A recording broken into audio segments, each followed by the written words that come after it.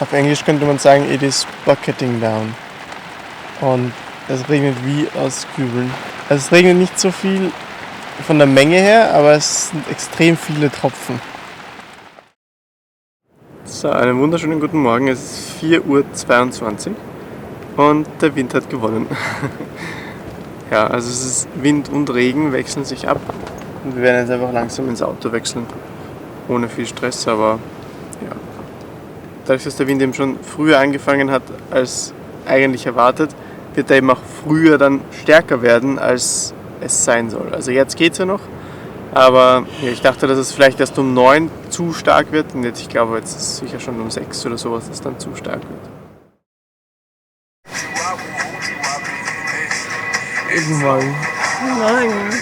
Gut geschlafen ist anders, aber geschlafen haben wir.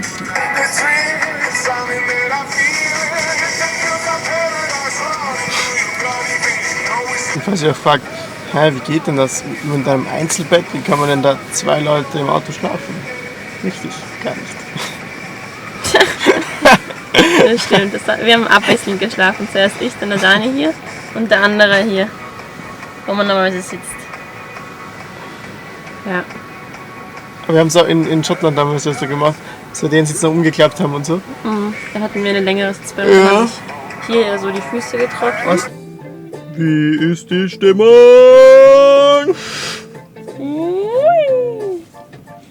Geht so. Der Ausblick ist super. Man kann Möwen fliegen sehen und alles windig und Meer. Alles nur in Mindestzeit. Schön. Aufträge erledigt den Wir haben die Ersatzteile mit Expresslieferung an den Campingplatz geschickt und jetzt haben wir die Mail bekommen, dass es nicht entgegengenommen worden konnte. Jetzt haben wir nochmal beim Campingplatz angerufen und gefragt, ob die Adresse passt. Das Telefonband sagt mir für Englisch, drücken Sie 2 und dann drücke ich 2 und es geht aber auf Portugiesisch weiter. Ja, auf jeden Fall wurde es geliefert, konnte aber nicht entgegengenommen werden. Und jetzt rufen wir an, warum das so war. The Waybill number? Yes. It's 953. The shipment sent in Lisbon at 6 o'clock today. I can pick the parcel up. Okay. Also wir können sie in Lissabon abholen. Ja, um 6 Uhr in Lissabon. So, wir verlassen jetzt unseren windigen Platz, Fluchtartig eigentlich. weil das Paket eben nicht angekommen ist und wir es jetzt bis 18:30 Uhr in Lissabon abholen müssen und sich das ja nicht so ganz easy ausgeht, weil wir davor noch zum Campingplatz fahren wollen, wo gerade Sabine und Micha stehen von Hermann unterwegs. Und mit denen wollen wir ein bisschen plaudern, weil wir die schon ganz lange auf YouTube verfolgen und ja, das ist sehr cool, sie mal in echt zu sehen. Und da fahren wir jetzt gerade so eine Art Wanderweg und die Touristen müssen sich ziemlich wundern, dass ihnen da jetzt ein Auto entgegenkommt.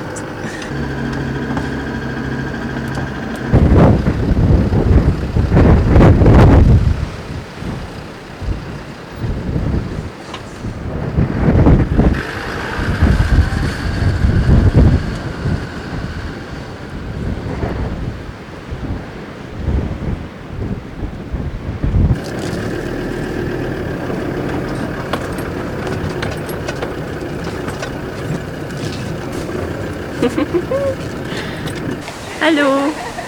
Hi! Ich mache dann im Studium irgendwann eine Woche Urlaub im Winter in Österreich, in Länder. Ja. Boah, da sieht man ja unser schlimmes Chaos. Nicht so schlimm. Ja, Das war vieles schon mal schlimmer. ja, das Es schaut frisch geputzt bei aus. uns schaut es immer aus. Wir waren jetzt circa zwei Stunden bei Ihnen, die sind so super nett. Wir wären gern noch ein paar Stunden geblieben, aber wir müssen weiter nach Lissabon, um unsere Ersatzteile abzuholen. Und vor allem ist es auch was ganz anderes, weil mit normalen Reisenden redet man halt über Reisen, bla bla bla. Ja. Aber mit ihnen kann man halt auch wirklich auch über dieses YouTube und so reden. Und das ist halt wirklich was ganz anderes. Genau. Und wir haben mittlerweile ja schon so viel Reiseerfahrung, dass wir sagen, okay, die Fender 300 Kilometer sind nicht 3 Stunden. Deswegen sind wir jetzt eben mit genug Zeitpuffer jetzt weggefahren und hoffen, dass wir ziemlich sicher unser Teil heute noch bekommen.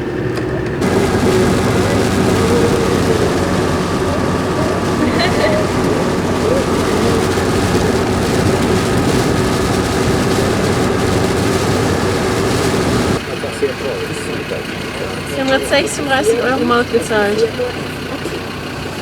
Boah. Wir haben mit ihm sogar beredet, ob wir jetzt Klasse 1 oder 2 sind. Und er gemeint, das hat mit unserer Höhe zu tun. Naja, es ist immer die Höhe über der Vorderachse.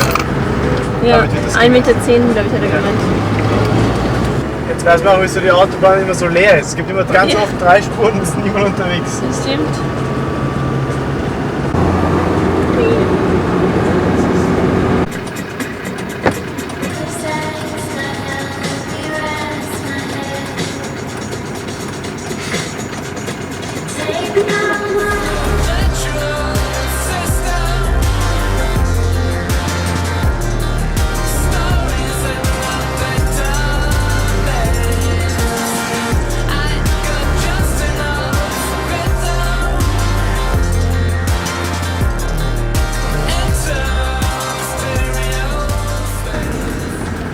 Wir sind bei DHL angekommen.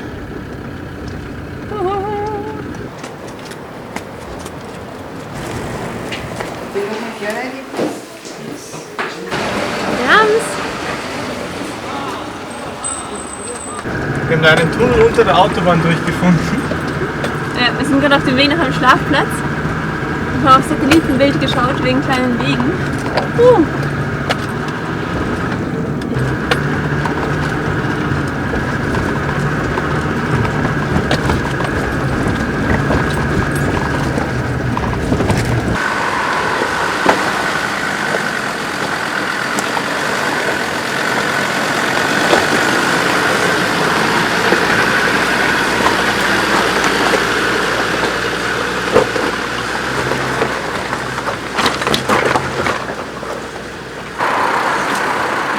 Wir müssen wieder leider zurückfahren. Das ist halt schon. Genau, da ist ein ganz glatter Stein daneben und es ist in Ordnung. Da rutscht also vorbei. Geht? Ja, geschafft.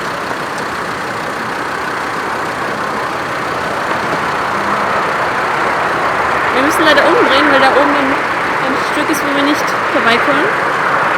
Und ja, das ist schade, weil da ist schon ein ganzes Stück raufgefahren. Das ist ja teilweise ganz schön schwierig. Und jetzt alles rückwärts wieder runter.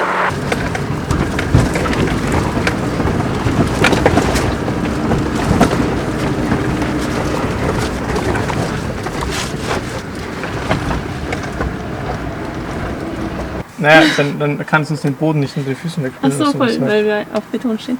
Ja, wir entscheiden uns gerade, dass wir in dem Tunnel schlafen. Weil das nämlich, man hört von der Autobahn gar nichts. Wir stehen nämlich genau unter der Autobahn. Es ist windstig, wir haben eine schöne Aussicht. Und es kommt uns fix niemand entgegen. Also da fährt niemand. Nein, ich glaube nicht, dass das wirklich ein Weg ist. Nein, ich glaube schon. Sonst wäre er nicht so breit. Da wir von gestern auf heute ja nicht so super geschlafen haben, werden wir jetzt schon bald schlafen gehen. Wir haben jetzt fast alle Ersatzteile, eins fehlt uns noch, das ist noch nicht angekommen. Darum können wir uns morgen kommen. Gute Nacht. Guten Morgen.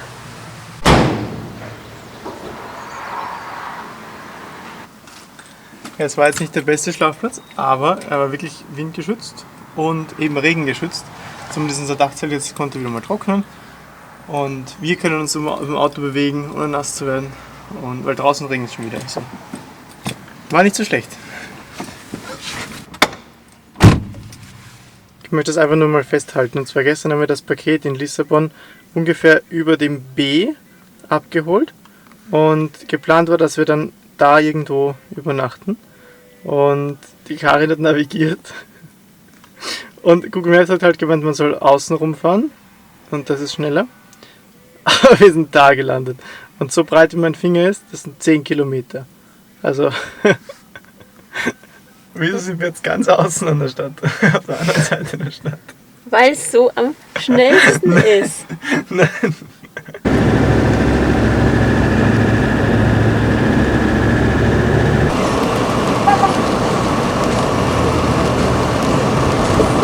Wir sind am Campingplatz und haben Haare gewaschen und dann werden wir nach Lissabon fahren. Im Regen erkunden.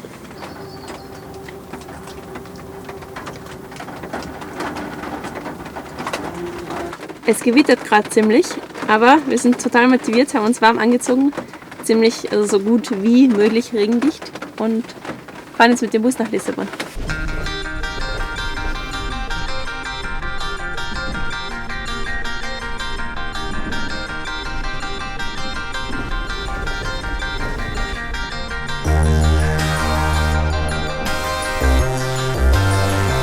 In Lissabon, machen ein bisschen Sightseeing. Sehr schöne Gebäude, schöne Architektur, schöne Museen, schöne Cafés. Und genau in der Minute, wo wir ausgestiegen sind aus dem Bus, hat es aufgehört zu regnen. Das war echt praktisch. Dankeschön, liebe Stadt.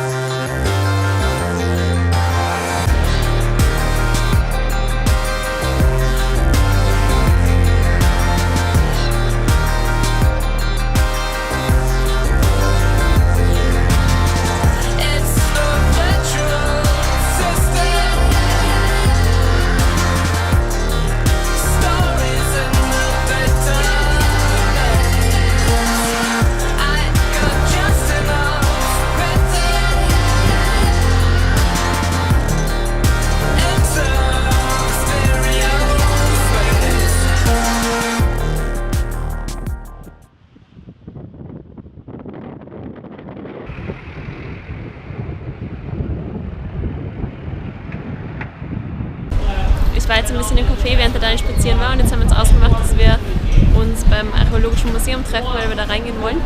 Aber der Dani ist nicht da und er hat keinen Akku mehr. Und ja, ich werde jetzt mal die Dame in der Rezeption fragen, ob er schon drinnen ist, und sonst werde ich einfach warten, bis er da kommt, weil das ist der Treffpunkt. Also er ist noch nicht drinnen, also es ist jetzt 16:15 Uhr, um 16 Uhr wollten wir uns treffen. Und ich meine, selbst wenn er keinen Akku mehr hat, dann fragt er einfach irgendjemand auf der Straße, sie haben alle ein Smartphone oder zumindest eine Karte, wo sie schauen könnten.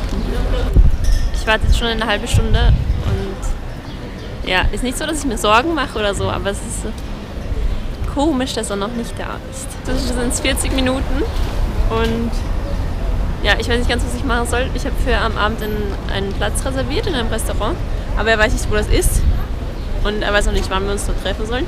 Das heißt, wir haben nur diesen Treffpunkt und das Café, wo ich vorher war, da weiß er auch, wo es ist, aber das ist ganz in der Nähe, da war ich jetzt auch kurz, da ist er nicht. Das heißt, ja, wenn er nicht herkommt, dann können wir uns erst am Campingplatz wieder treffen, aber eigentlich sollten wir zuerst ins Restaurant gehen. Und er weiß ja nicht, wo es ist. Ja, ich habe schon so oft auf den Dani gewartet und dann kommt immer irgendwo der Zeitpunkt, wo man sich denkt, okay, ist ihm was passiert? Vielleicht ist ihm was passiert, irgendwas ganz Schlimmes und so, aber es ist nie was passiert, es war immer irgendein blödes Missverständnis. Aber diesmal ist es halt echt blöd, weil ich meine, ich habe noch nie so lange auf jemanden gewartet. Normalerweise würde ich einfach gehen, aber wir haben halt keinen anderen Treffpunkt. Er hat auch kein Geld bei sich, dass er sich den Bus zurückzahlen könnte oder so. Also ich stelle mich, dass er absolut zurückgefahren ist. Boah, ich habe keine Ahnung. Dem Dani geht's gut, er hat sich gerade gemeldet um 17:05 Uhr und gefragt, ob es okay ist, wenn wir uns beim Restaurant treffen. Ich bin sehr erleichtert und sehr wütend, aber ja, er wird mir sicher eine gute Erklärung geben können, warum er nicht da war. Habt ihr Dani gefunden?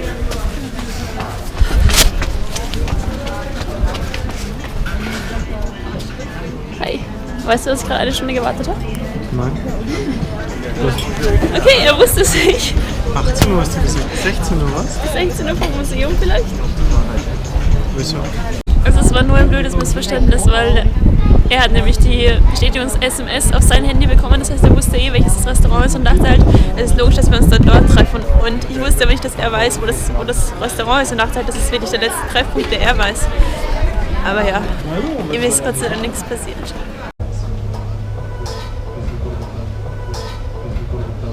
Enjoy your meal.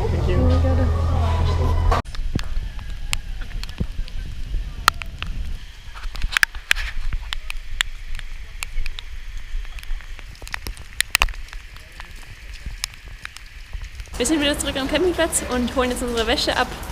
Der Dani schaltet dabei die Heizung ein und dann haben wir es wieder ganz gemütlich im Dachzelt mit Heizung. Alles kann trocknen. Also ich stehe jetzt gerade unter einem Dach, aber es hat echt geschüttet. Teilweise wie aus Eimern, das ist verrückt. Ja, also Lissabon hat es nicht so super gemeint mit dem Wetter mit uns, aber es war okay. Lissabon war sehr schön und morgen soll es kurz die Sonne scheinen in der Früh. Das nutzen wir, um zusammenzupacken und dann fahren wir weiter Richtung Norden. Und unsere Mission jetzt ist, irgendwie alles halbwegs so trocken zu kriegen, inklusive our shoes, inklusive unserer Schuhe. Und ja, Schauen wir mal, wie lange das dauert. Oder ob wir dabei einschlafen. Eher schlafen. Und das ist wieder das Tolle an dem Dachzelt mit dem Überhang, weil wir haben wirklich quasi diesen regengeschützten Bereich hier, bevor wir hineingehen, wo wir uns unsere nassen Sachen ausziehen können. Und ja, das ist ziemlich praktisch. Das haben auch andere normale Camper nicht. Also ja, das ist wirklich praktisch. Gute Nacht.